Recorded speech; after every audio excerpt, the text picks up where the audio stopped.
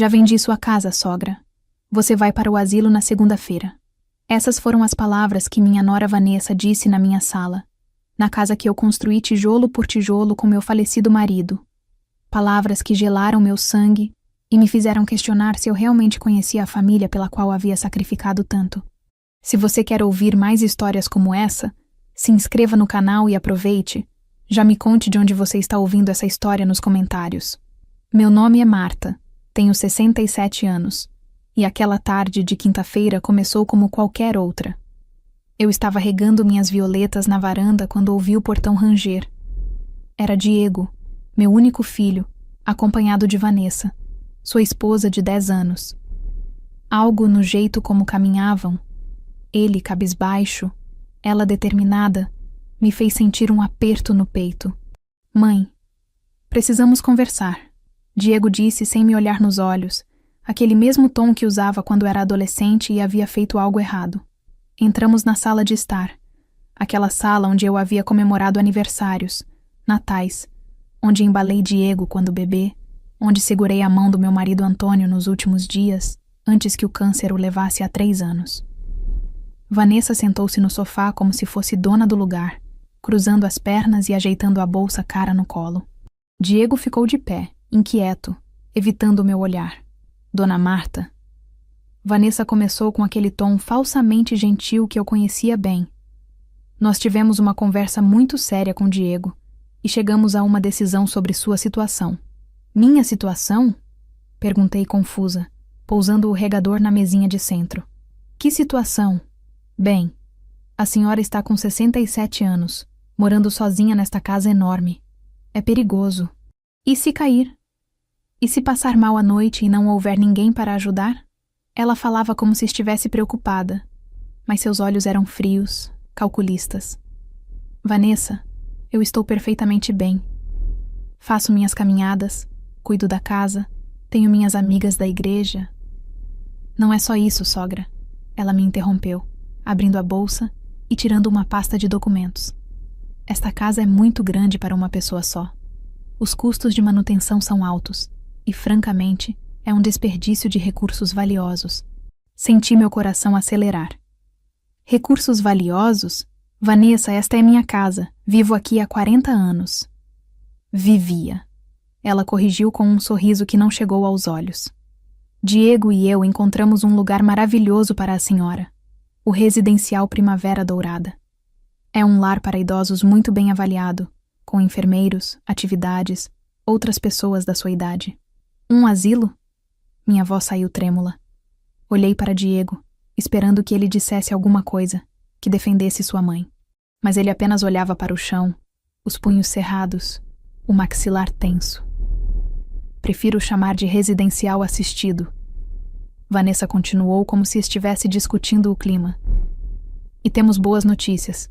Já resolvi a questão financeira. Encontrei um comprador excelente para esta propriedade. Um empresário que está pagando um valor muito justo. O mundo pareceu desabar ao meu redor. Você vendeu minha casa? Tecnicamente, ainda estamos finalizando os papéis, mas sim. O dinheiro vai ajudar muito nossa família, Dona Marta. Diego e eu temos tantas contas, a escola particular das crianças, o carro novo que precisamos. Ela folheava os documentos como se fossem receitas de bolo. Ah, e aqui está o contrato do Residencial Primavera Dourada. Só preciso que a senhora assine estes papéis de transferência temporária para facilitar o processo. Transferência temporária? Consegui dizer, embora minha garganta estivesse apertada. Do que você está falando? São só formalidades legais, sogra, para que possamos gerenciar a venda e cuidar de tudo para a senhora não se preocupar. Afinal, a senhora não entende dessas coisas complicadas de documentação. Levantei-me da cadeira, minhas pernas trêmulas. Vanessa, esta casa é minha. Meu marido e eu economizamos durante anos para comprar este terreno. Construímos cada cômodo pensando no nosso futuro. Eu não vou simplesmente assinar papéis e sair. Mãe. O Diego finalmente falou, sua voz baixa e derrotada. Talvez seja melhor assim. Você ficaria bem cuidada no residencial, não precisaria se preocupar com nada. Diego Henrique! Usei seu nome completo como fazia quando era criança. Você está ouvindo o que está dizendo? Está querendo me tirar da minha própria casa. Ele finalmente me olhou e vi algo em seus olhos que me partiu o coração. Não era raiva ou crueldade. Era fraqueza.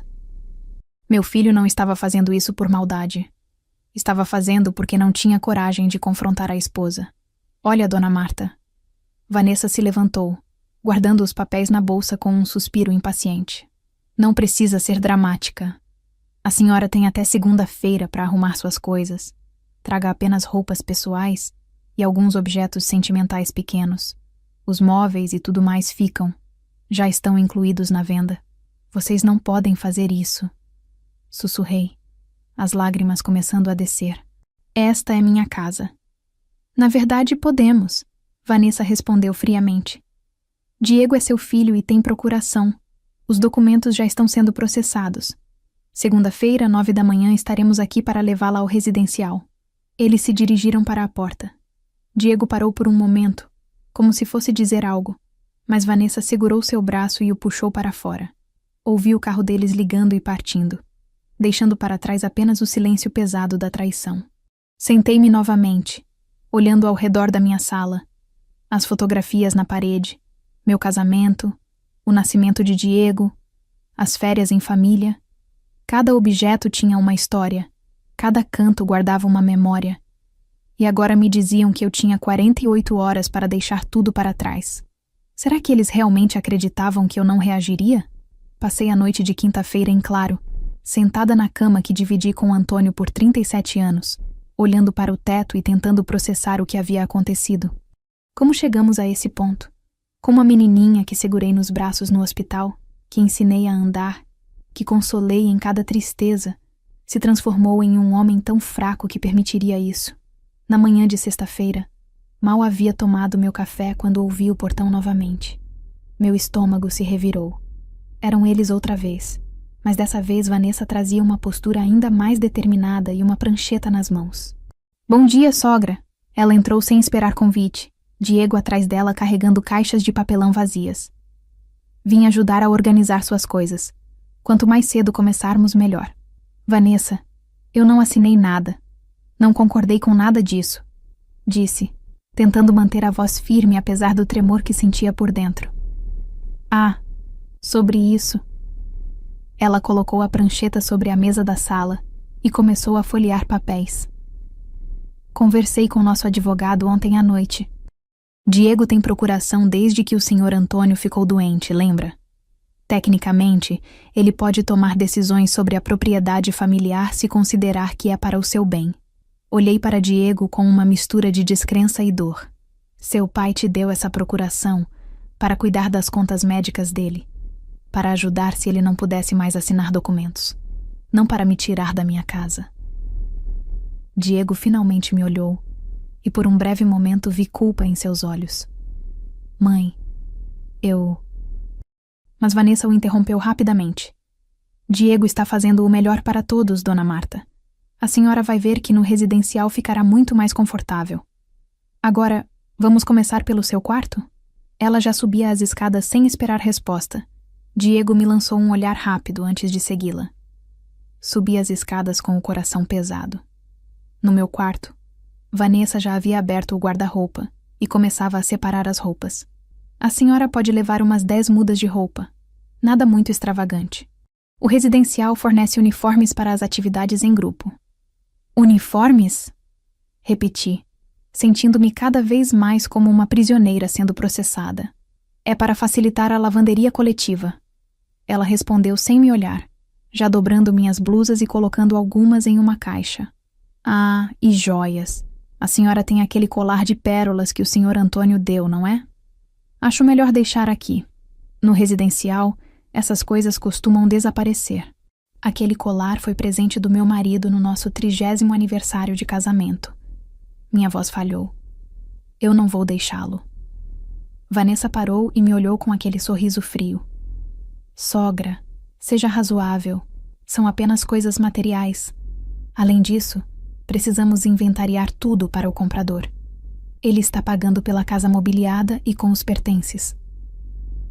Os pertences são meus, consegui dizer mais alto. Vocês não podem simplesmente vender tudo. Tecnicamente podemos. Ela respondeu, voltando a dobrar as roupas. Diego, traga aquela caixa menor para as coisas pessoais dela. Passei as próximas horas em uma espécie de transe horrível, observando Vanessa catalogar cada cômodo da minha casa como se fosse um leilão. Ela fotografava os móveis, anotava na prancheta, decidia o que tinha valor e o que era descartável. Cada decisão dela era uma facada no meu coração. Este aparelho de jantar é antigo, deve valer uns 2.000. Ela murmurava enquanto examinava a porcelana que minha mãe me deu quando casei. Os quadros da sala são apenas reproduções, mas as molduras são de madeira de lei. Isso conta. Diego carregava as caixas em silêncio, evitando meu olhar sempre que eu tentava fazer contato visual. Ele estava pálido, tenso, e eu percebia que suas mãos tremiam ligeiramente quando segurava os objetos. Mas não disse uma palavra em minha defesa. Nenhuma. Mãe! Finalmente ele sussurrou quando Vanessa desceu para catalogar a cozinha. Eu sinto muito. Eu realmente sinto. Então por que está fazendo isso? Perguntei. Lágrimas escorrendo pelo meu rosto. Por que está me tirando da minha casa? Vanessa disse que é o melhor. Que você ficaria melhor cuidada, que... Ele parou, passando a mão pelo cabelo, um gesto nervoso que fazia desde criança. Eu não sei o que fazer, mãe. Eu só não quero problemas. Diego! A voz de Vanessa ecoou do andar de baixo. Vem aqui. Preciso que você tire foto daquele armário antigo da cozinha. Ele saiu rapidamente, me deixando sozinha no quarto que logo não seria mais meu. Sentei-me na beirada da cama e olhei ao redor. As paredes que Antônio pintou de azul claro porque era minha cor favorita.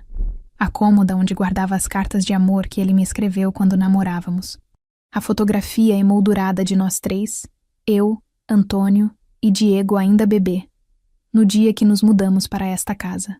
Tudo seria tirado de mim. Não apenas a casa, mas as memórias físicas de uma vida inteira. E meu próprio filho estava permitindo que isso acontecesse.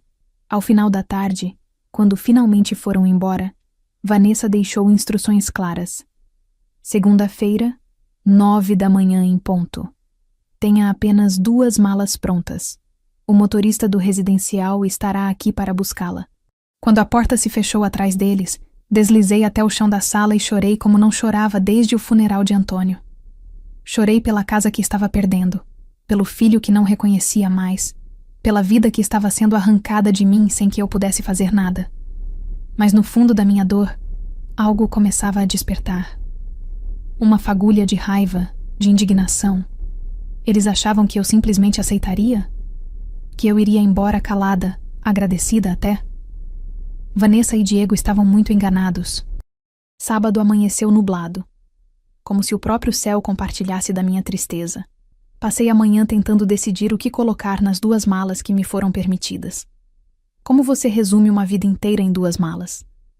Qual fotografia escolher quando cada uma representa um momento precioso? Que roupa levar quando cada peça conta uma história? Estava na sala, segurando o álbum de fotografias do meu casamento e tentando decidir se caberia em uma das malas, quando o telefone tocou. Quase não atendi, imaginando que fosse Vanessa com mais alguma exigência ou instrução degradante. Mas algo me fez pegar o aparelho. Alô? Dona Marta Ferreira? Uma voz masculina formal e profissional soou do outro lado da linha. Sim, sou eu. Aqui é o Dr. Renato Almeida, do Cartório de Registro de Imóveis da Comarca. A senhora tem alguns minutos para conversarmos? Meu coração acelerou. Claro, doutor. O que aconteceu? Bem, recebemos ontem alguns documentos referentes à venda da propriedade localizada na Rua das Hortênsias, 428. O endereço corresponde ao da senhora, correto? Sim, essa é minha casa. Respondi, sentindo minhas mãos começarem a tremer. A senhora autorizou pessoalmente esta venda? Assinou algum documento de transferência ou procuração específica para este fim? Não. A palavra saiu mais alta do que eu pretendia. Não autorizei venda nenhuma. Minha nora disse que tinha vendido, mas eu nunca assinei nada. Houve uma pausa significativa do outro lado da linha. Entendo. Então a senhora não deu consentimento para a transação? Absolutamente não. Doutor Almeida, o que está acontecendo? Ouvi o som de papéis sendo folheados. Dona Marta, recebemos documentação de venda da propriedade com o que aparenta ser sua assinatura e uma procuração em nome do seu filho, Diego Ferreira. No entanto, algo nos documentos me pareceu irregular. Irregular como? Perguntei, minha respiração acelerando. Bem, seguindo o protocolo, verifiquei o registro da propriedade em nosso sistema. A casa está registrada exclusivamente em seu nome desde março de 2021, após o falecimento do seu marido, o Sr. Antônio Ferreira, correto? Sim, Antônio faleceu há 3 anos. A casa passou para o meu nome. Exatamente. E aqui está o problema, Dona Marta. A procuração apresentada por seu filho data de 2019 e foi específica para assuntos médicos e financeiros relacionados ao tratamento do Sr. Antônio. Ela não concede poderes para a venda de imóveis registrados exclusivamente em seu nome. Senti como se tivessem tirado um peso enorme dos meus ombros. Quer dizer que a venda não é válida? Não apenas não é válida, é potencialmente fraudulenta. As assinaturas apresentadas nos documentos de transferência não passaram em nossa verificação preliminar. Parecem ter sido forjadas ou copiadas de outros documentos. Por isso, estou ligando diretamente para a senhora antes de prosseguir com qualquer processo. Precisei me sentar. Minhas pernas não me sustentavam mais. Doutor Almeida, minha nora disse que tinha vendido minha casa. Ela veio aqui com meu filho e começou a catalogar tudo. Me disse que eu seria enviada para um asilo na segunda-feira. Dona Marta, a voz dele ficou mais séria. A senhora precisa entender algo muito importante. Essa casa é legalmente sua. Apenas a senhora pode autorizá-la à venda. Ninguém mais. Nem seu filho, nem sua nora. Ninguém. O que estão tentando fazer é crime de falsificação ideológica e tentativa de estelionato. Lágrimas começaram a rolar pelo meu rosto. Mas dessa vez não eram de desespero. Era alívio. Então eles não podem me tirar da minha casa? Absolutamente não. E mais, sugiro fortemente que a senhora venha ao meu escritório na segunda-feira pela manhã, antes de qualquer outra coisa. Traga documentos pessoais. RG, CPF, escritura da casa se tiver cópia. Precisamos formalizar uma denúncia e garantir que ninguém tente processar documentos fraudulentos no futuro. Segunda-feira de manhã, repeti, lembrando que era exatamente quando Vanessa disse que viriam me buscar. Que horas o senhor pode me receber? Estarei no escritório às 8 da manhã. Podemos nos encontrar nesse horário? Estarei lá, doutor. Com certeza estarei lá. Ótimo. Ah, Dona Marta. Mais uma coisa. Há outro assunto que preciso tratar com a senhora pessoalmente. Refere-se a uma herança que está em meu escritório há algumas semanas. A senhora é irmã de Clarice Andrade Ferreira? Meu coração pulou. Clarice? Sim, ela era minha irmã mais nova, mas ela faleceu há 2 meses. Exatamente. Eu era advogado dela, e ela deixou algumas questões a serem resolvidas. Mas prefiro discutir isso pessoalmente na segunda-feira, se não se importa. É um assunto que requer atenção adequada. Claro, doutor Almeida. Estarei lá às 8 em ponto. Quando desliguei o telefone, fiquei sentada por um longo momento, processando o que havia acabado de descobrir. Vanessa tinha tentado forjar documentos. Tinha tentado roubar minha casa usando assinaturas falsas e uma procuração que não tinha validade para isso. E Diego... Diego sabia? Ele estava ciente de que a esposa estava cometendo um crime? Olhei ao redor da minha sala com novos olhos. Esta casa era minha. Legalmente, inquestionavelmente minha. Eles não podiam me tirar daqui. Não tinham direito, não tinham poder. Levantei-me e fui até a cozinha, pela primeira vez em dias, sentindo que conseguiria comer alguma coisa. Preparei um chá e sentei-me à mesa onde havia tomado café da manhã por 40 anos.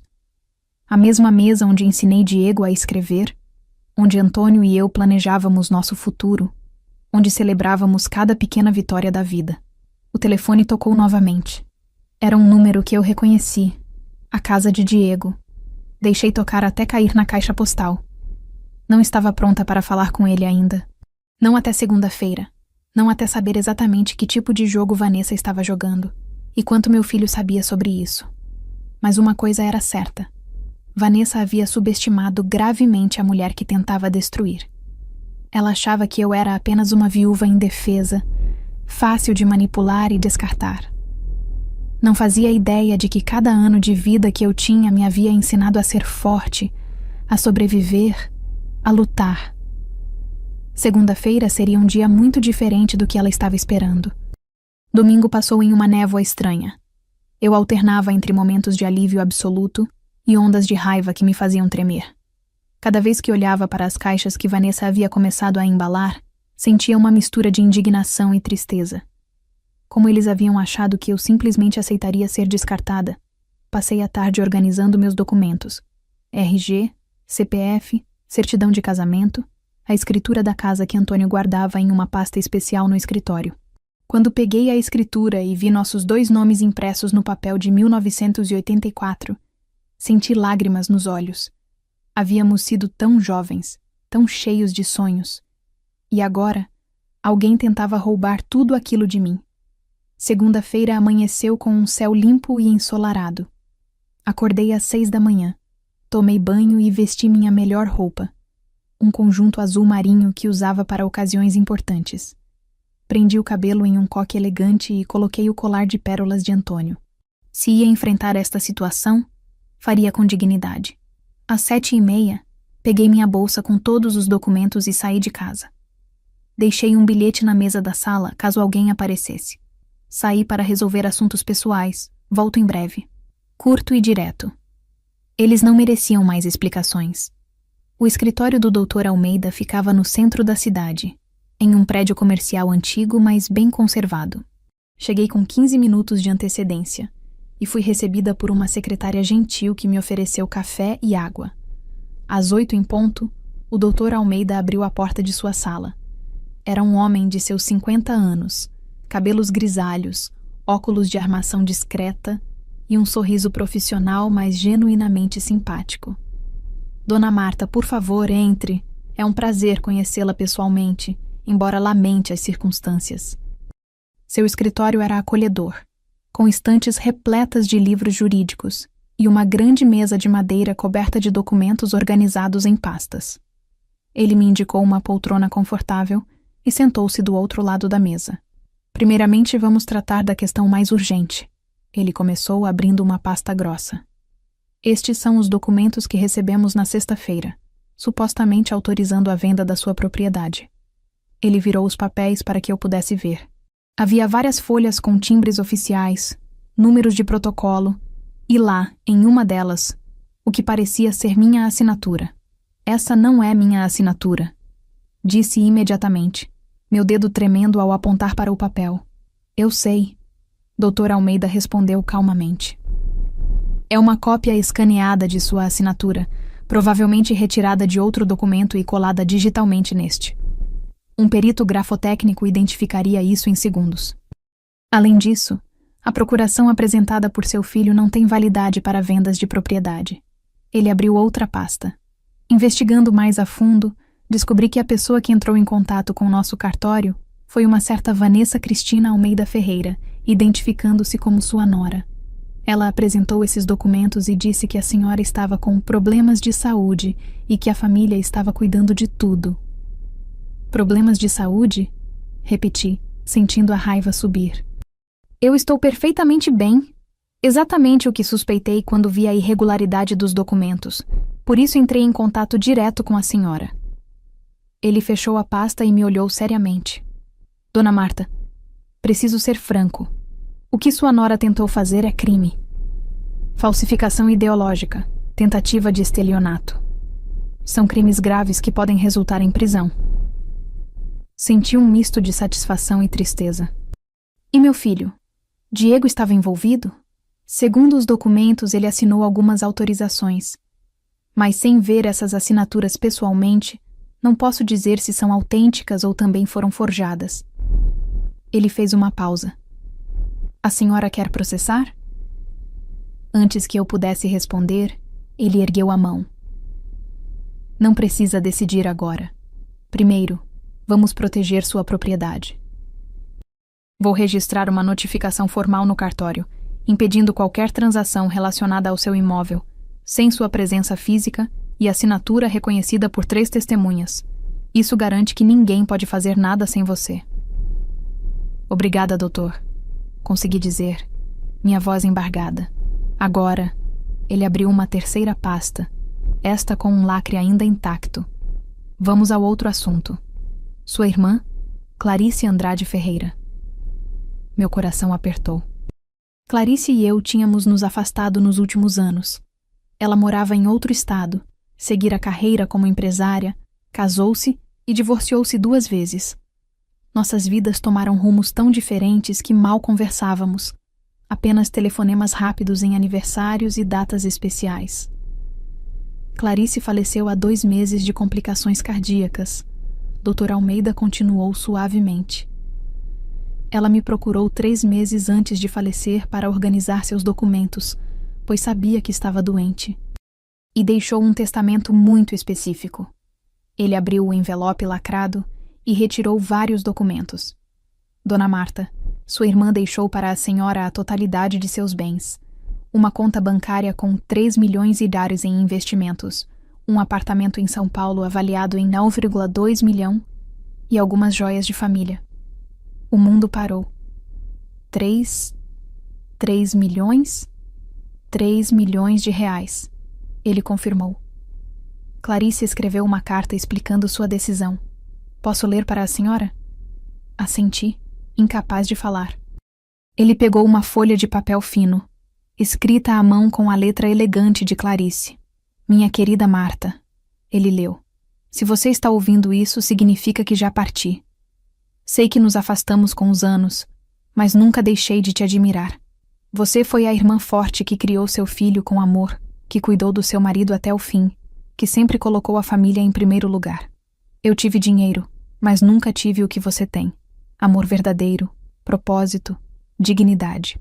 Quero que você tenha segurança para viver seus últimos anos com a paz que merece. Use este dinheiro com sabedoria, minha irmã. Você sempre soube fazer isso melhor do que eu.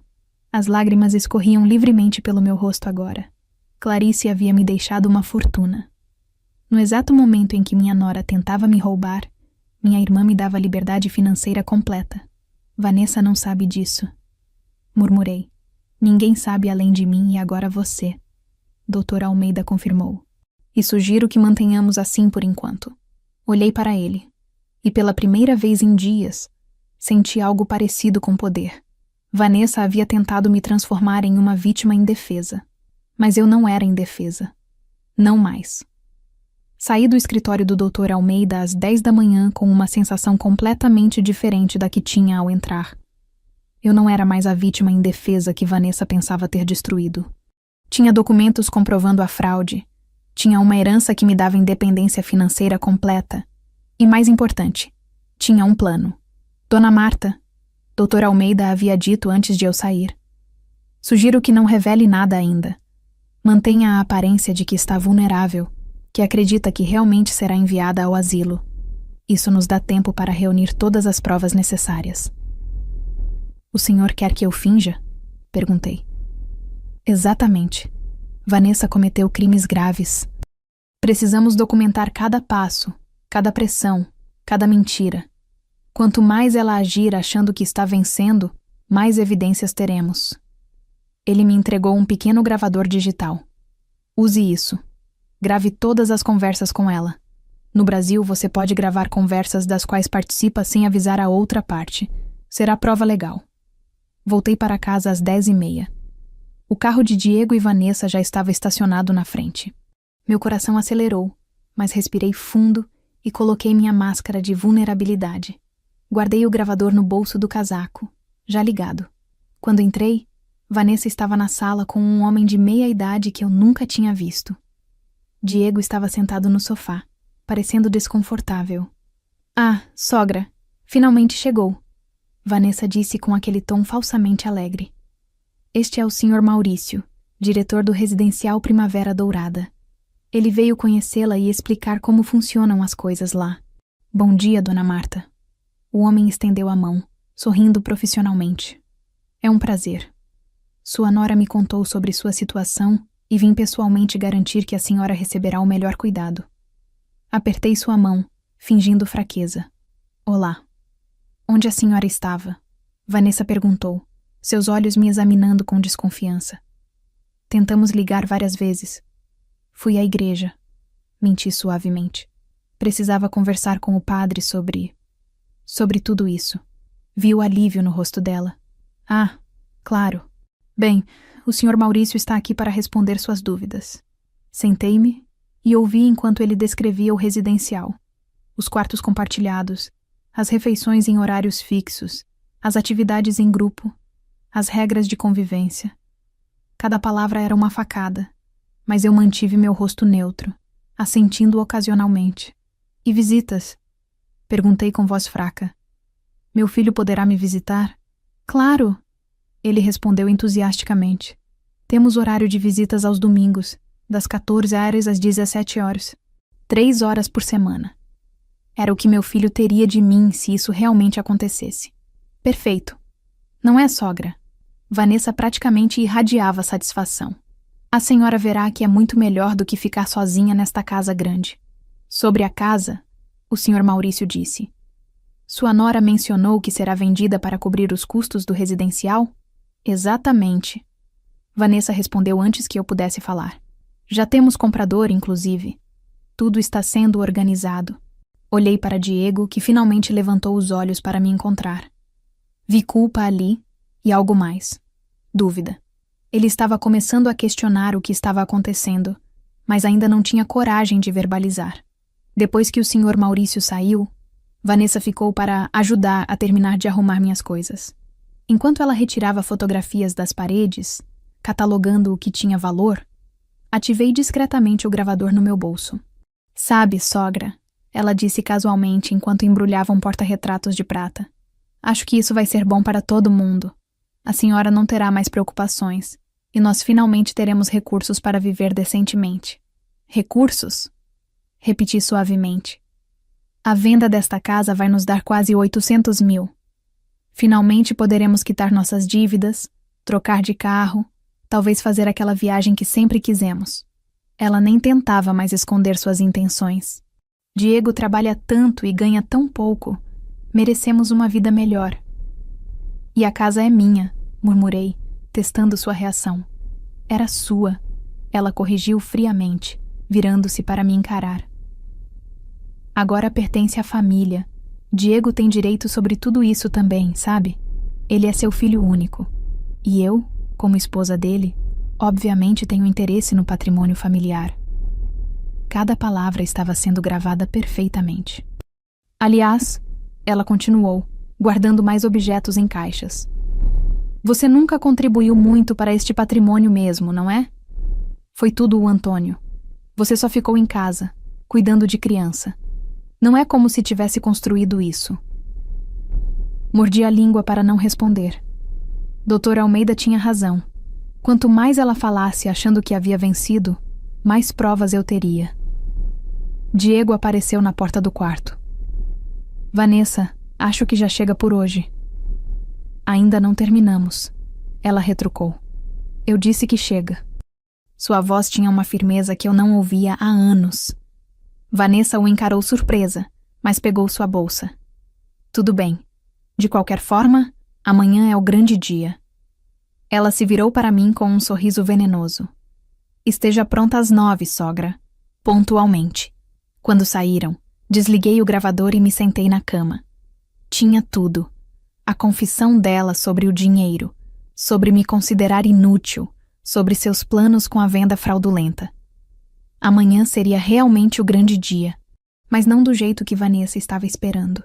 Naquela noite, depois que Vanessa e Diego saíram, liguei para a doutora Almeida e enviei as gravações por e-mail. Ele me ligou de volta em menos de 10 minutos. Sua voz carregada de uma satisfação profissional que eu não havia notado antes. Dona Marta, isso é ouro puro. Ela confessou os planos de desvio do dinheiro, admitiu que considera a casa como patrimônio dela e, ainda por cima, Desvalorizou completamente sua contribuição familiar. Qualquer juiz que ouvir isso ficará chocado. O que fazemos agora? Perguntei, sentindo uma mistura de alívio e ansiedade. Agora eu investigo mais a fundo. Deixe comigo. Os 2 dias seguintes foram os mais estranhos da minha vida. Eu fingia estar conformada com meu destino. Arrumava e desarrumava as mesmas caixas, enquanto o Dr. Almeida trabalhava nos bastidores. Ele me ligava diariamente com atualizações que me deixavam cada vez mais chocada. Dona Marta, encontrei o comprador. Ele me disse na terça-feira à tarde. Chama-se Evandro Machado, empresário do ramo de construção. Ele assinou um pré-contrato com Vanessa há 3 semanas, concordando em pagar R$800.000 pela propriedade. O dinheiro seria depositado em uma conta conjunta que ela abriu com seu filho. Mas Vanessa é a única com senha e acesso ao aplicativo bancário. Então Diego nem teria acesso ao dinheiro? Perguntei, sentindo meu estômago revirar. Exatamente. Ela o usou para dar legitimidade à conta, mas planejava controlar tudo sozinha. E tem mais. Vanessa tem dívidas significativas. Descobri que ela deve 180 mil em empréstimos consignados, cartões de crédito no limite, e até um carro financiado que está 3 meses atrasado. Ela estava desesperada por dinheiro. Tudo começava a fazer sentido. Não era sobre me ajudar ou me proteger. Nunca foi. Era sobre salvar a própria pele financeira, usando meu patrimônio como tábua de salvação. Na quarta-feira à noite, algo completamente inesperado aconteceu. Eu estava na cozinha preparando chá quando ouvi batidas suaves na porta dos fundos. Meu coração disparou. Quem bateria na porta dos fundos às 9 da noite?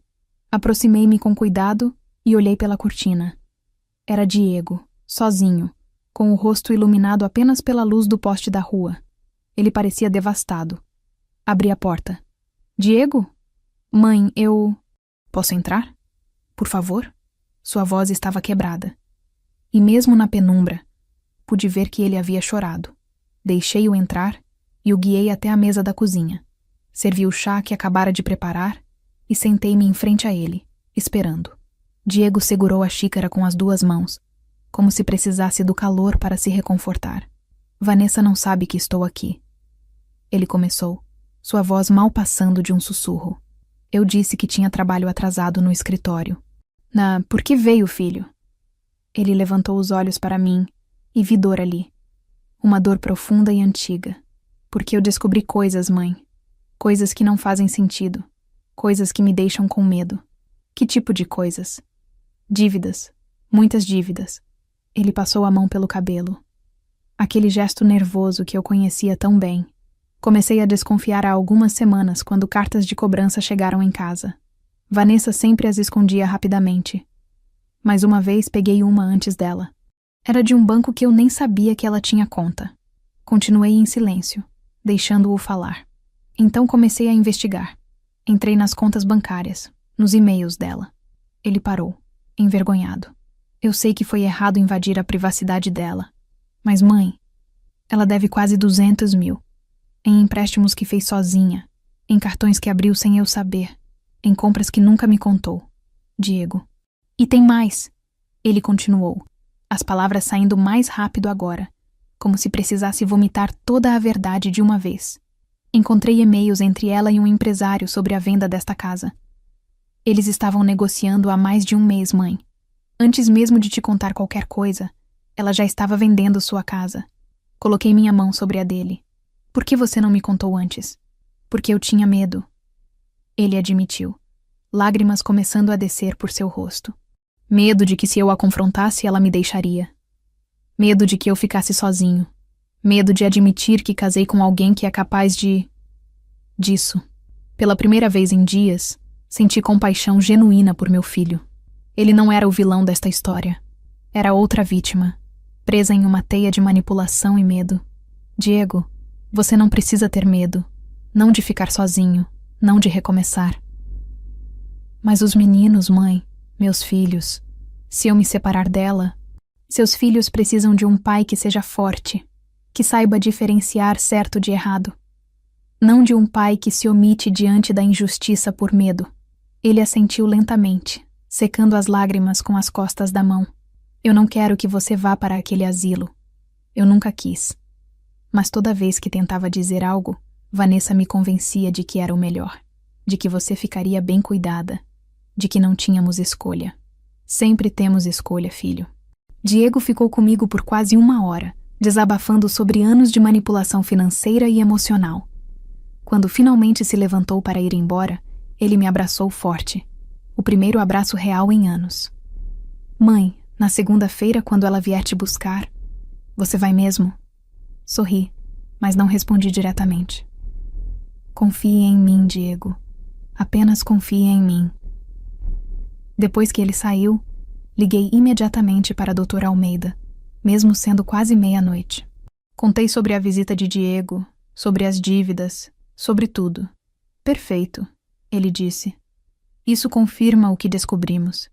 Vanessa não é apenas uma golpista. Ela é uma manipuladora sistemática. Segunda-feira será um dia muito interessante, Dona Marta. Muito interessante mesmo. Segunda-feira chegou com um céu azul cristalino, como se o universo estivesse em antecipação pelo que estava prestes a acontecer. Acordei às 6 da manhã. Tomei um banho relaxante e vesti uma roupa simples. Queria parecer resignada, derrotada, exatamente o que Vanessa esperaria ver. Às 7h30, liguei para a doutora Almeida. Está tudo pronto? Tudo conforme planejamos, Dona Marta. Estarei aí às 9h15. Vanessa não faz ideia do que está por vir. Às 8 da manhã, fiz algo que Vanessa jamais esperaria. Eu a liguei. Sua voz soou surpresa do outro lado da linha. Sogra, está tudo bem? Vanessa, eu pensei muito nesses últimos dias. Comecei, colocando uma fragilidade calculada na minha voz. Talvez vocês tenham razão. Talvez eu realmente fique melhor no residencial. Houve uma pausa do outro lado, e pude praticamente ouvir o sorriso de vitória se formando em seu rosto. Oh, sogra, que bom que você entendeu. Isso é o melhor para todos. Mas eu gostaria de fazer isso do jeito certo, continuei. Não quero sair daqui com mágoas ou mal-entendidos. Poderia vir mais cedo? Talvez pudéssemos ter uma conversa. Você, eu e Diego, antes de eu ir embora. Como uma despedida da família. Claro, claro que sim. Podemos estar aí às 9? Perfeito. E Vanessa, você poderia trazer toda a documentação? Gostaria de entender direitinho como vai funcionar a venda da casa, para onde o dinheiro vai, essas coisas. Quero ter certeza de que está tudo organizado. Senti a hesitação dela por um breve segundo, mas a ganância falou mais alto. Sem problema. Trago tudo. Você vai ver como organizamos tudo certinho. Ah, e uma última coisa. Acrescentei como se fosse uma reflexão tardia. Seria possível termos uma testemunha? Para os papéis que preciso assinar? Talvez um tabelião ou advogado? Só para garantir que está tudo legal. Acho que podemos arranjar isso, ela respondeu, claramente não querendo contrariar minha nova cooperação. Vou ver se consigo alguém. Na verdade, tenho o contato de um advogado que poderia vir. É um velho conhecido da família, muito confiável. O nome dele é Dr. Renato Almeida. Posso pedir que ele venha? Se você preferir assim, tudo bem. Quanto mais oficial, melhor, né? Quando desliguei, não pude evitar um sorriso. Vanessa estava tão confiante em sua vitória que nem questionou nada. Ela realmente acreditava que eu havia me rendido. Passei a hora seguinte preparando a casa. Coloquei a mesa da sala de jantar com café fresco, biscoitos, copos e guardanapos. Tudo muito civilizado, muito formal. Organizei as cadeiras de forma que todos pudessem se sentar confortavelmente. Esta seria uma reunião que Vanessa jamais esqueceria. Às 8h50, ouvi o portão. Eram eles. Fui até a janela e vi Vanessa saindo do carro com uma pasta enorme debaixo do braço e um sorriso radiante no rosto. Diego vinha atrás, carregando uma caixa com o que pareciam ser mais documentos. Ele olhou para a casa com uma expressão que não consegui decifrar. Arrependimento? Medo? Antecipação? Abri a porta antes que eles tocassem a campainha. Bom dia! Entrem, por favor. Preparei café. Que gentileza, sogra! Vanessa entrou como uma rainha entrando em seu castelo. seus saltos altos batendo no piso de madeira que eu havia encerado na noite anterior. Você está bem animada para alguém que vai se mudar hoje. Bem, se é inevitável, prefiro fazer com elegância. Respondi com um sorriso que ela interpretou como resignação, mas que na verdade era antecipação pura. Diego me cumprimentou com um beijo no rosto e sussurrou baixinho. Mãe, tem certeza disso? Absoluta. Sussurrei de volta, e vi algo brilhar em seus olhos. Esperança. Nos sentamos à mesa. Vanessa abriu sua pasta com a cerimônia de quem revela um troféu. Trouxe tudo, sogra. Todo o contrato de venda, os documentos do residencial, as autorizações bancárias, tudo organizadinho. Ela espalhou os papéis sobre a mesa como cartas de um baralho. Reconheci alguns. Eram os mesmos que Dr. Almeida me havia mostrado, os com minha assinatura forjada. Outros eram novos, provavelmente preparados especialmente para esta ocasião. Veja aqui. Ela apontou para um documento. Este é o contrato de venda. O comprador, Sr. Evandro Machado, está oferecendo R$800.000 pela propriedade. Um valor muito justo para uma casa deste tamanho. E para onde vai esse dinheiro? Perguntei inocentemente. Bem, R$200.000 vão diretamente para o residencial como pagamento antecipado de 5 anos. Isso garante sua vaga e cuidados. O restante, ela olhou para Diego rapidamente. Será gerenciado por nós para garantir sua segurança financeira futura. Gerenciado por vocês, repeti. Em que conta? Em uma conta conjunta que abrimos. Diego e eu somos os responsáveis legais. Entendo. Tomei um gole do meu café. E quando preciso assinar? Hoje mesmo. O comprador está ansioso para fechar o negócio. E o motorista do residencial virá te buscar às 11. Foi nesse momento que a campainha tocou. Vanessa olhou para a porta, surpresa. Você esperava mais alguém? Ah, sim. É o Dr. Almeida, o advogado que mencionei, para testemunhar as assinaturas. Levantei-me e fui abrir a porta. Doutor. Almeida estava lá, impecável em seu terno escuro, pasta de couro na mão e uma expressão profissional perfeita. Mas quando nossos olhos se encontraram, vi um brilho de satisfação que combinava com o meu. Bom dia, Dona Marta. Vim conforme combinamos. Doutor Almeida, muito obrigada por vir. Entre, por favor. Minha nora e meu filho estão aqui. Vanessa, Diego, este é o Dr. Renato Almeida. Vanessa levantou-se, estendendo a mão com um sorriso profissional. Doutor, que bom ter um advogado presente. Tudo aqui está perfeitamente legal, mas é sempre bom ter uma testemunha oficial. Sem dúvida, Dr. Almeida respondeu apertando sua mão. Posso dar uma olhada nos documentos? Claro, aqui está tudo. Vanessa empurrou os papéis na direção dele, confiante demais para perceber o perigo. Dr. Almeida sentou-se, abriu sua própria pasta e começou a examinar os documentos com a meticulosidade de quem conhece cada vírgula de lei. O silêncio na sala era quase palpável. Diego me olhava com crescente ansiedade. Vanessa tamborilava os dedos na mesa, impaciente. Interessante, Dr. Almeida murmurou depois de alguns minutos. Muito interessante. Algum problema, doutor? Vanessa perguntou, mas sua voz tinha perdido um pouco da confiança anterior.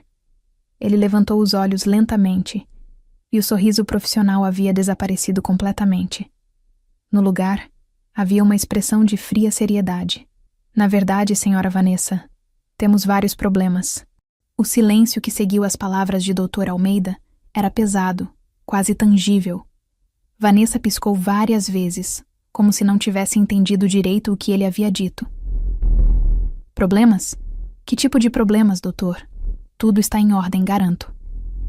Dr. Almeida abriu sua própria pasta e retirou uma série de documentos organizados em pastas transparentes.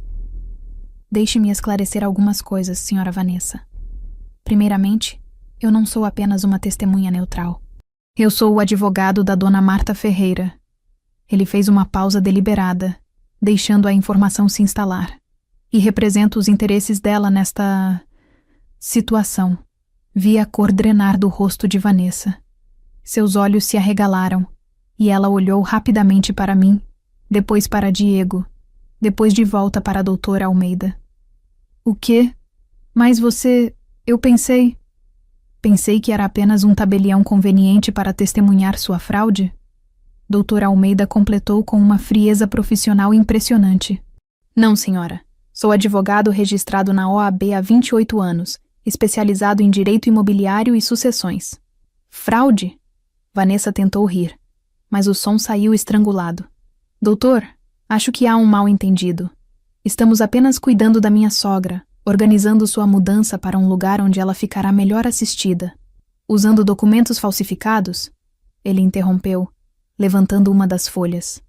Esta aqui, por exemplo.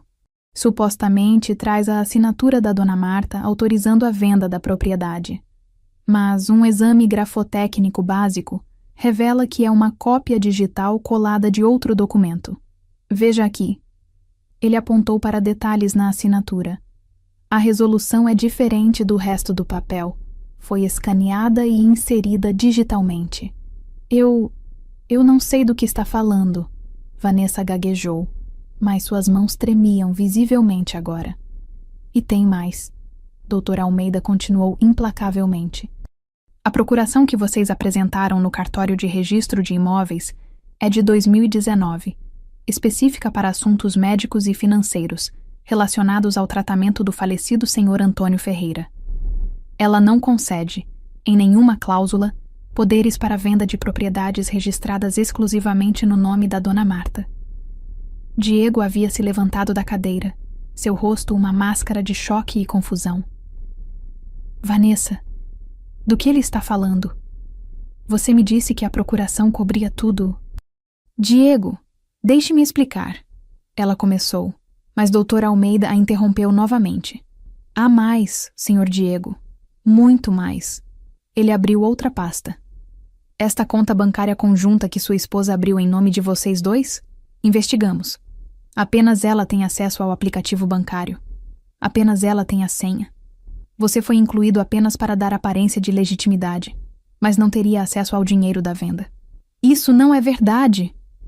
Vanessa quase gritou, levantando-se bruscamente. Diego tem acesso sim. Eu ia dar a senha para ele depois... Depois do quê? Perguntei suavemente, falando pela primeira vez desde que Dr. Almeida começara sua exposição. Depois de me tirar da minha casa? Depois de receber os 800 mil? Depois de pagar suas dívidas de 180 mil barairos sem Diego saber? Vanessa ficou pálida como papel. Como você... Quem te contou? Ninguém precisou me contar, Vanessa. Nós investigamos. Dr. Almeida colocou mais documentos na mesa. Extratos bancários mostrando empréstimos em seu nome individual, cartões de crédito que seu marido desconhece, um carro financiado com 3 parcelas em atraso. Diego pegou os papéis com mãos trêmulas, seus olhos correndo pelas páginas. A cada linha que lia, sua expressão mudava. Choque, descrença, raiva, dor. 180 mil? Vanessa, você deve 180 mil? Como? Em quê? Diego, eu posso explicar. Foram despesas da casa, dos meninos, coisas que precisávamos. Mas em bolsas de grife? Ele segurou um dos extratos. 8 mil em uma bolsa? 15 mil em joias? Isso era para os meninos? E tem a questão do comprador. Dr. Almeida continuou. O tal senhor Evandro Machado. Ele confirmou que negociou diretamente com a senhora Vanessa, sem nunca ter falado com a verdadeira proprietária. Ele está, neste momento, ciente de que quase participou de uma transação fraudulenta e retirou sua oferta. Vanessa cambaleou e se apoiou na mesa. Seu rosto estava vermelho agora, lágrimas começando a escorrer. Não era para ser assim. Nós precisávamos do dinheiro. Estamos afogados em dívidas. Eu não tinha escolha. Você tinha escolha, eu disse, levantando-me e olhando-a nos olhos. Poderia ter sido honesta. Poderia ter pedido ajuda. Poderia ter conversado comigo como família. Mas em vez disso, escolheu me roubar, me humilhar, me jogar em um asilo como se eu fosse lixo. Sogra, eu nunca quis machucá-la. Mas machucou. Minha voz saiu mais alta do que eu pretendia. Você tentou tirar tudo de mim. Minha casa, minha dignidade, minhas memórias. E pior, você manipulou meu filho. Fez ele acreditar que estava fazendo o certo quando, na verdade, estava sendo seu cúmplice em um crime. Dr. Almeida bateu levemente na mesa para recuperar a atenção. Senhora Vanessa, preciso informá-la oficialmente. Foi registrada uma notificação criminal contra você por falsificação ideológica de documentos e tentativa de estelionato. São crimes previstos nos artigos 299 e 171 do Código Penal Brasileiro, com penas que podem chegar a 5 anos de reclusão. Não, por favor. Vanessa desabou na cadeira, soluçando. Eu tenho filhos. Eu não posso ir para a prisão. Diego estava parado, segurando os papéis, lágrimas silenciosas descendo por seu rosto. Ele olhou para mim com uma expressão de completa devastação. Mãe, eu não sabia. Eu juro que não sabia de nada disso. E naquele momento, vendo meu filho quebrado, vendo a mulher que quase destruiu minha vida desmoronando, senti algo inesperado. Não vitória, mas uma tristeza profunda pela tragédia que poderia ter sido evitada se simplesmente houvesse honestidade e amor verdadeiro. Depois que Dr. Almeida terminou sua exposição, o silêncio na sala era quebrado apenas pelos soluços de Vanessa. Ela tinha o rosto enterrado nas mãos, o corpo curvado sobre a mesa, como se tivesse sido fisicamente golpeada. Mas meus olhos estavam em Diego. Meu filho estava parado ao lado da cadeira, segurando ainda os extratos bancários que revelavam as dívidas secretas de sua esposa. Suas mãos tremiam tanto que os papéis balançavam como folhas ao vento. Lágrimas silenciosas desciam por seu rosto, e quando nossos olhares finalmente se encontraram, vi algo que não via há anos. O menino vulnerável que ele costumava ser, antes de Vanessa moldar dele o homem fraco que se tornou. Mãe! Sua voz saiu rouca, quebrada. Mãe! Eu não sei nem por onde começar. Levantei-me da cadeira e dei alguns passos na direção dele, mas parei a uma distância prudente.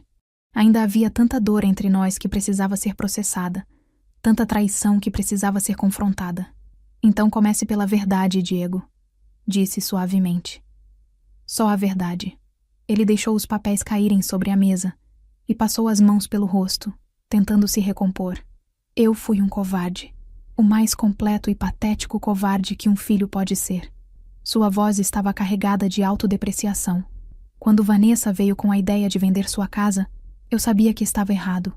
Eu sabia no meu coração que era cruel, que era injusto. Mas você não fez nada para me proteger. Completei o que ele não conseguia dizer. Não fiz. Ele admitiu, mais lágrimas caindo. Porque ela sempre soube como me manipular, mãe. Há anos, desde o começo do nosso casamento. Ela me convencia de que eu era inútil, que não ganhava o suficiente, que não era homem o bastante para prover para a família. Vanessa levantou a cabeça bruscamente. Diego, não. Cala a boca! Ele gritou com uma ferocidade que me surpreendeu. Foi a primeira vez que o vi confrontá-la verdadeiramente. Você não tem mais direito de falar. Não depois de tudo isso. Ele se virou para mim novamente, os olhos vermelhos e inchados. Ela dizia que se eu a contrariasse, levaria meus filhos embora, que eu nunca mais os veria, que eu era fraco demais para ser um bom pai. E eu acreditei nela, mãe. Eu realmente acreditei. Diego, comecei, mas ele levantou a mão. Me deixa terminar. Por favor. Ele respirou fundo, tentando controlar os soluços.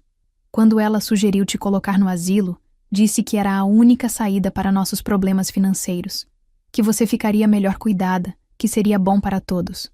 Eu tentei acreditar que era verdade porque a alternativa, admitir que estava deixando minha esposa te expulsar da sua própria casa, era insuportável demais. Ele deu um passo na minha direção, suas mãos estendidas em súplica. Mas quando vi como ela te tratou, quando ouvi as coisas cruéis que disse, algo em mim começou a quebrar. Comecei a investigar, a procurar a verdade que eu tinha tanto medo de encontrar. E encontrei tudo isso. Seus olhos se voltaram para Vanessa com uma mistura de raiva e tristeza. As dívidas, as mentiras, os planos de me excluir do dinheiro da venda. Tudo. Diego, eu posso explicar tudo isso. Vanessa tentou, sua voz agora suplicante.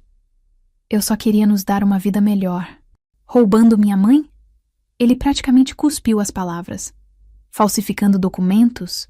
Me usando como peão no seu esquema? Isso é dar uma vida melhor? Dr. Almeida observava tudo em silêncio profissional, mas eu podia ver um lampejo de satisfação em seus olhos. Esta era a confrontação que precisava acontecer. Diego se ajoelhou na minha frente, algo que ele não fazia desde que era criança. Mãe, eu não mereço seu perdão. Não mereço nem estar aqui na sua frente depois de tudo que permiti que acontecesse. Mas eu te imploro. Sua voz quebrou completamente. Me dá uma chance de consertar isso. De ser o filho que você sempre mereceu ter. Coloquei minhas mãos sobre seu rosto, secando suas lágrimas. Diego, você sempre foi o filho que mereci ter. Você apenas se perdeu no caminho. Mas filhos perdidos podem ser encontrados. Ele abraçou minhas pernas, chorando como não chorava desde que era pequeno. E naquele momento, senti algo que não esperava sentir. Não raiva, não ressentimento, mas compaixão.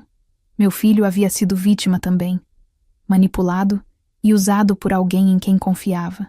Quando ele finalmente se levantou, eu disse algo que ele não esperava ouvir. Diego, eu tenho algo para te contar. Algo que vai mudar as coisas para nós dois. Dr. Almeida me olhou, sabendo o que estava por vir. Peguei minha própria pasta de documentos que havia deixado preparada na cadeira ao lado. Minha irmã Clarice faleceu há 2 meses. Comecei. E ela me deixou uma herança, 3 milhões de reais, um apartamento em São Paulo e algumas joias de família. Diego me olhou confuso, tentando processar a informação. Vanessa ficou completamente pálida. 3 milhões? Ele repetiu. Sim. Então você vê, filho, eu não preciso ser salva. Não preciso ser protegida. E definitivamente não preciso ser colocada em um asilo. Fiz uma pausa, deixando a informação se instalar. Mas você precisa de ajuda. Precisa recomeçar sua vida longe de alguém que só te usa. Mãe, eu vou me divorciar, ele disse com uma determinação súbita. Não quero mais nada com ela. Quase perdi você, a única pessoa que sempre me amou de verdade. Por causa de uma mulher que só queria dinheiro. Vanessa soluçou mais alto, mas nenhum de nós olhou na direção dela. Vou te ajudar, Diego. Prometi. Vamos recomeçar. Juntos. Como família de verdade. E naquele abraço entre mãe e filho, senti que finalmente havia esperança. Os dias que se seguiram àquela segunda-feira foram uma montanha-russa de emoções e decisões difíceis. Dr. Almeida havia deixado claro que Vanessa enfrentaria consequências legais sérias por seus atos. E agora cabia a mim decidir até onde eu queria que isso fosse. Dona Marta, ele me disse em nosso encontro na quarta-feira seguinte. Tecnicamente temos provas suficientes para processar criminalmente sua nora. Falsificação ideológica tem pena de 1 a 5 anos de reclusão. Tentativa de estelionato, de 1 a 3 anos. Ela poderia ser condenada a cumprir até 8 anos de prisão. Sentada em seu escritório, olhando para os documentos que provavam cada mentira de Vanessa, senti um turbilhão de sentimentos. Raiva, sim. Satisfação pela justiça também. Mas havia algo mais. Uma tristeza profunda pelo que isso faria aos meus netos, que nada tinham a ver com os crimes da mãe. E se eu não quiser prosseguir com o processo criminal? Perguntei. Dr. Almeida ajustou os óculos, me estudando. A senhora pode optar por não apresentar queixa-crime. No entanto, recomendo fortemente que processe civilmente para recuperação de danos e garantias futuras. Precisamos de uma ordem judicial impedindo-a de se aproximar da senhora ou tentar qualquer contato relacionado à propriedade. Nos 3 dias desde o confronto, a notícia do que Vanessa havia tentado fazer se espalhou pela vizinhança como fogo em mato seco. Pequenas cidades são assim. Segredos não duram muito, especialmente quando envolvem tentativa de fraude e roubo de uma viúva. Na segunda-feira à tarde, minha vizinha Dona Carmen apareceu na minha porta com um bolo de cenoura e olhos arregalados de choque. Marta, é verdade o que estão dizendo? Que sua nora tentou vender sua casa e te colocar em um asilo? É verdade, Carmen. Meu Deus do céu, que descaramento! Sempre achei aquela moça muito interesseira, mas isso passa de todos os limites. Ela balançou a cabeça indignada. Todo mundo na vizinhança está comentando. A Silvia do mercado disse que Vanessa devia dinheiro lá há meses. O dono da farmácia contou que ela tentou passar cheque sem fundo. A reputação de Vanessa na comunidade estava sendo destruída sistematicamente, não por mim, mas pelas próprias ações dela que agora vinham à luz. Pessoas que ela havia enganado, comerciantes que ela devia, conhecidos que testemunharam sua arrogância nos últimos meses. Todos estavam falando. Na quarta-feira, recebi uma ligação inesperada. Era Vanessa, sua voz pequena e quebrada do outro lado da linha. Sogra, por favor, não desligue. Eu preciso falar com você. Respirei fundo. Você tem 3 minutos.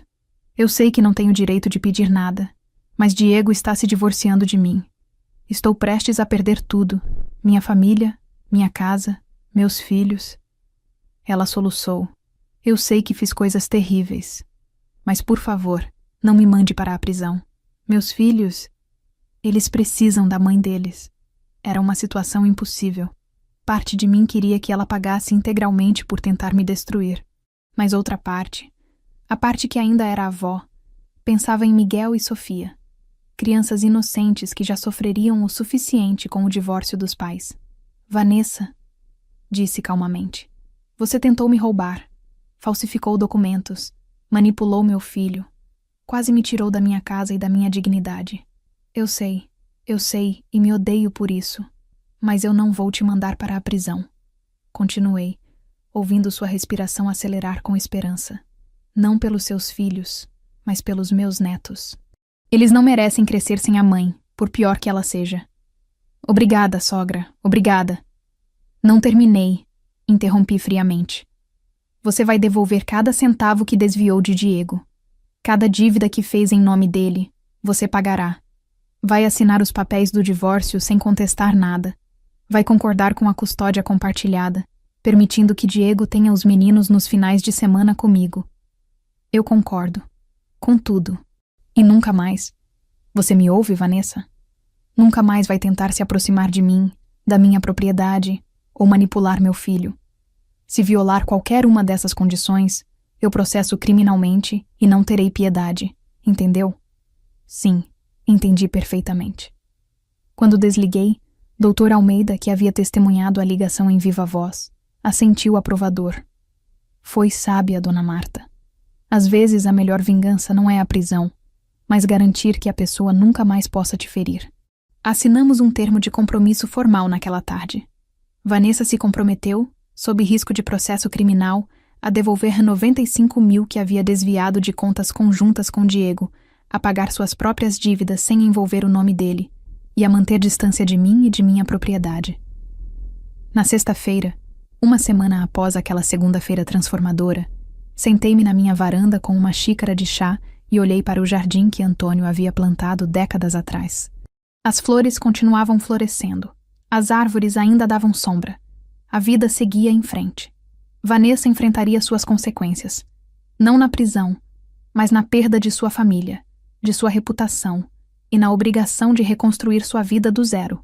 Diego estava morando comigo temporariamente, reconstruindo nossa relação e se preparando para ser o pai e homem que sempre deveria ter sido. E eu estava exatamente onde sempre pertenci, na minha casa, cercada pelo amor que construí, protegida pela justiça que busquei e finalmente em paz. A tempestade havia passado. Agora era tempo de reconstruir. 6 meses haviam se passado desde aquela segunda-feira que mudou tudo. Era uma manhã de sábado ensolarada, e eu estava na varanda da minha casa. A casa que quase perdi. A casa que agora brilhava com renovações feitas com carinho e planejamento cuidadoso. Com parte da herança de Clarice, reformei o que precisava ser reformado. Pintei as paredes em tons suaves que traziam paz. Troquei as janelas velhas por outras com isolamento térmico. Modernizei a cozinha mantendo o charme original que Antônio tanto amava. Mas a mudança mais significativa foi a construção de um anexo no quintal. Um espaço independente, mas conectado. Perfeito para Diego reconstruir sua vida. Ele morava ali agora, em um pequeno apartamento de 2 quartos que decoramos juntos. Era seu refúgio, seu espaço de cura. Nos primeiros meses após a separação, vi meu filho passar por todas as fases do luto. negação, raiva, barganha, tristeza. Mas agora, observando-o pela janela enquanto brincava com Miguel e Sofia no jardim, via algo que não via há anos. Ele estava sorrindo de verdade. Vovó! Miguel correu até a varanda, seus 7 anos de idade cheios de energia. O papai disse que podemos plantar tomates. Você quer ajudar? Claro, meu amor.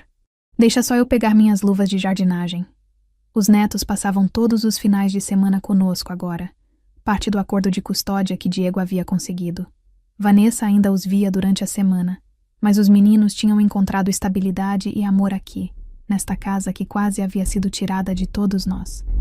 Enquanto eu os observava cavando a terra para plantar as mudas, Diego se aproximou e sentou-se ao meu lado. Ele havia emagrecido nos primeiros meses, mas agora estava recuperando a saúde, fazendo terapia semanalmente, trabalhando em si mesmo de maneiras que nunca imaginei que ele faria. Mãe, ele disse suavemente, recebi a notificação hoje. O divórcio foi finalizado. Segurei sua mão. Como você está se sentindo? Aliviado, ele admitiu. Triste pelos meninos, claro, mas aliviado por mim. Pela primeira vez em anos, sinto que posso respirar sem medo de fazer algo errado, de desapontar alguém, de não ser suficiente. Você sempre foi suficiente, filho. Só precisava acreditar nisso. Vanessa havia cumprido todos os termos do acordo.